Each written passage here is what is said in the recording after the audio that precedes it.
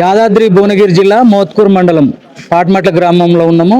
CPM BRS బలపరిచిన సర్పంచ్ అభ్యర్థి గిరగాని ఉమ్మగారు ఉన్నారు. బాగురా? ఓకే. ఊళ్ళో ఏం సమస్యలు తెలుసుకోరు, ప్రజలకు ఏమి హామీ ఇస్తారు?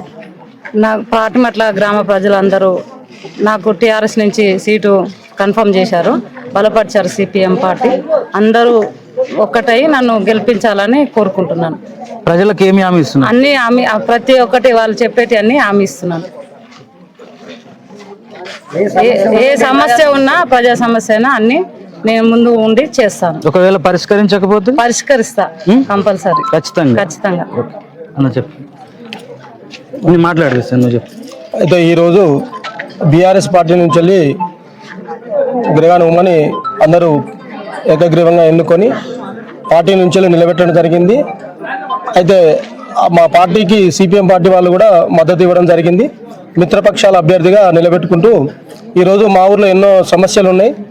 అయితే ఈ అధికార పార్టీ వచ్చి 2 సంవత్సరాలు అవుతున్నా కూడా 7 సమస్యలు అక్కడనే ఉన్నాయి.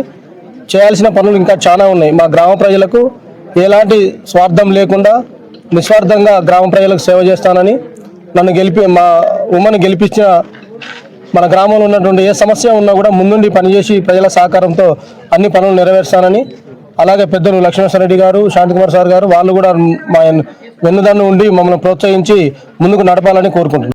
బీఆర్ఎస్ పార్టీ సీనియర్ నాయకులు లక్ష్మీనరసింహారెడ్డి గారు ఉన్నారు, వారిని కూడా సమస్యలు తెలుసుకుంటాం. అన్న నమస్తే.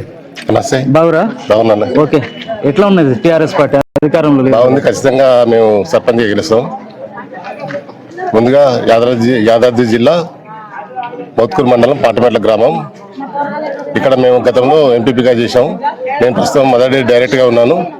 ఈ గ్రామానికి ఎన్నో అభివృద్ధి కార్యక్రమం చేశాను. మా టీఆర్ఎస్ పార్టీలోకి వచ్చిన తర్వాత ఊర్లో బోర్లు అవుతుంది, సీసీ రోడ్లు అవుతుంది, రైతు వేదిక అవుతుంది, శ్మశాన వాటిక అవుతుంది, ఇంకా బీసీ బిల్డింగ్ అవుతుంది. ఎన్నో రకాలుగా వాడవాడ కూడా బోర్లు వేసాను. ఇప్పుడు అవి ప్రజలకు రోజు అందుబాటులో వచ్చినాయి. ఇప్పుడు ఇంకొక 2 బోరు, ఒక బోరు రావాలి, దానికి 3 ఫేజ్ కరెంట్ కావాలి.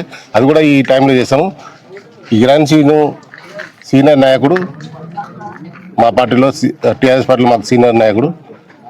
వాళ్ళ మిస్సెస్ను బలపరిచాం కాబట్టి సిపిఎం వాళ్ళు కూడా మాకు మద్దతు తెలిపారు. నేను ఈ సమావేశంలో గిరాన్ సింగ్ గారిని గెలిస్తే ఇక్కడ ఇదే ప్లేస్లో గుడి కట్టేయాలని నేను కోరుకుంటున్నాను. పాట్మెట్ల గ్రామ పంచాయతీకి గిరగాని ఉమ టీఆర్ఎస్ పార్టీ నుంచి అభ్యర్థిగా ప్రకటించినారు. మేము కూడా టీఆర్ఎస్ను బలపరుస్తూ భవిష్యత్తులో కూడా గ్రామంలో టీఆర్ఎస్ సిపిఎం పార్టీ కలిసి అభివృద్ధి కార్యక్రమాల్లో పాల్గొంటామని సందర్భంగా మనవి చేస్తున్నాను. ఏ అభివృద్ధి కార్యక్రమైనా కూడా మా వంతు సహకారాన్ని కూడా అందిస్తాం. ఏ కార్యక్రమాలు అయినా కూడా ఉమ్మడిగా మనం కలిసిపోదామని ఈ సందర్భంగా మీ అందరికీ కూడా మనవి చేస్తున్నాను. అదేవిధంగా ఉమ్మడి అభ్యర్థిగా సిపిఎం బలపరిచిన టీఆర్ఎస్ అభ్యర్థిని అందరూ కూడా గెలిపించాలని, అత్యధిక మెజార్టీతో గెలిపించాలని, అదేవిధంగా 8 వార్డులు కూడా పోటీ చేస్తున్నాం. ఆ 8 వార్డులను కూడా